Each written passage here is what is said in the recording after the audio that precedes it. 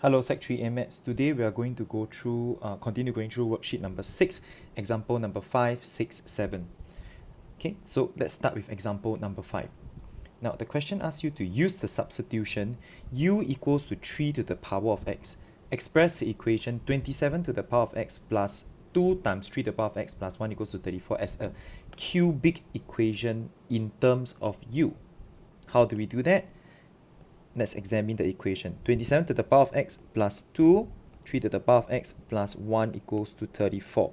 If you notice, 24 can be changed into 3 to the power of 3. And the rest remains the same.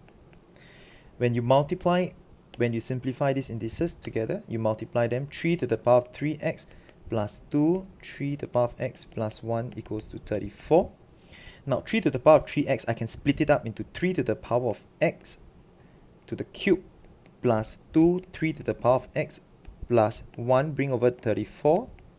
Now why would I want to do that? Because of this substitution, u equals to 3 to the power of x. So I will substitute 3 to the power of x as u, so I get u cubed plus 2u. 1 minus 34 is minus 33 equals to 0. So that's part I. Part 2. Show that u equals to 3 is the only real solution of this equation. So they already told you that u equals to 3 is the solution, which means u minus 3 is a factor. So you can use that. So if u equals to 3 is a solution, u minus 3 is a factor. That's how you solve a cubic equation, right? You need to find a factor first. Then you do long division. U cubed plus 2u minus 33. If you do long division, you have to include u square plus 0u square plus 2u minus 33 divide by u minus 3. So I want to remove the u cubed, so times u square, this is u cubed minus 3u square. So I get 3u square plus 2u plus 3u, this is 3u square minus 9u. That gives me 11u minus 33, so plus 11. So 11u minus 33, my remainder is 0. Indeed, u minus 3 is a factor. So once you get that, you will immediately know that u cubed plus 2u minus 33 equals to 0 is actually u minus 3 multiplied by u squared plus 3u plus 11 equals to 0. Now, all we just need to examine is whether we can factorize this. Now, if you remember in the previous chapter, we talked about roots. Okay, so we need to examine. So we do b squared minus 4ac. So b squared minus 4ac, we need to see what value it gives us. So this is 9 minus 44. 9 minus 44 gives you minus 35, which is less than 0. Since b squared minus 4ac is less than 0, there are no roots. Which means u minus 3 equals to 0 is the only one. So u equals to 3 is the only solution. That's it. Done. And now they want you to solve the equation. If u equals to 3 is the only solution and we substituted u equals to 3 to the power of x, we must remember this. U equals to 3 to the power of x, so I substitute back in. This is 3 to the power of x equals to 3. This is part 3. Therefore, x is obviously equals to 1 because this is 3 to the power of 1. And we solved it. Done. Let's take a look at work example number 6. If you need help, you can pause the video here, analyze the situation, or drop me a text.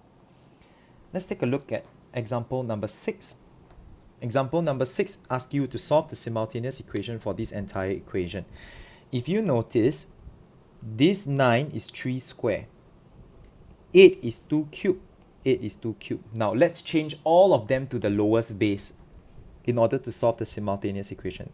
So this is 3 to the power of x times 3 to the power of 2, that's 9, equals to, now 1/3, remember I told you about the indices, 1/3 is 3 to the power of -1. I just shift up, so power 1 become -1. Okay, and the other equation is 2 to the power of 3x over 2 to the power of y plus 1 equals to 2 to the power of 3, because 8 is 2 to the power of 3. Let's simplify the indices. We have 3 to the power of x times 3 to the power of 2y equals to 3 to the power of -1. And the other one is 2 to the power of 3x over 2 to the power of y plus 1 equals to 2 to the power of 3. Let's continue to simplify. This is 3 to the power of x plus 2y equals to 3 to the power of -1. And this is 2 to the power of 3x minus y plus 1 equals to 2 to the power of 3. Now we can now just take the power because the base is the same. So I have x plus 2y equals to -1, and the other one I have 3x minus y minus 1 equals to 3. I just take the power. Alright, let's continue solving. So this is 3x minus y equals to 4, and I have x plus 2y equals to -1. I have equation 1 and equation 2. Doesn't this look like the simultaneous equation that you have learned last year? Now, I will not show you the solution. I want you to try this simultaneous equation on your own and give me the value of x and y. Let's take a look at example number 7. That's the last work example for today. Work example 7, very simple. Prove that 3 to the power of n plus 1 plus 3 to the power of n plus 3 to the power of n minus 1 is divisible by 13. Now, when it says divisible by 13, means can be divided by 13.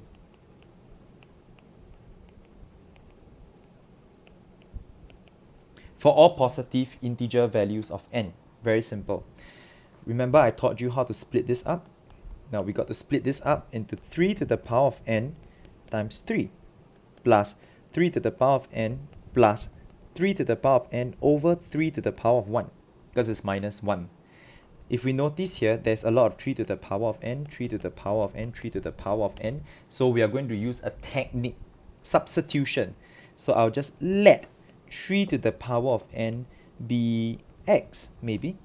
And x times 3 is 3x plus x over 3. If you press your calculator, you should get 4 and 1/3 x. 4 and 1/3 x is 13 over 3x. Now 13 over 3x, I will now put the x back as 3 to the power of n. So it's actually 13 times 3 to the power of n over 3. Now I'm going to simplify this. It's going to be 13, 3 to the power of n minus 1. Now they said for all positive integer values of n. Positive integer values of n start from the integer value 1. 0 is not a positive integer value. So if you substitute in, that's what should happen in your mind when you think about it. 13, 3 to the power of 1 minus 1 will give you 13. 1 minus 1 is 0, which is 1. And the answer is 13. 13 is divisible by 13. And of course, whatever positive numbers that you substitute inside will then give you a multiple of 13, because everything is multiplied to 13. So from here, therefore, you have just shown that this is divisible by 13 for all positive integral values of n. Integral means integer. Okay, now once you are done, refer to the lesson plan. I would need you to go to your textbook page 109 and complete these exercises. These 4 questions. I would then go through these 4 questions and you need to do corrections for these 4 questions. Once you're done, I will go on to the next part, which is logarithms. That's all I have for you today. If you have any questions, please do not hesitate to call me or text me.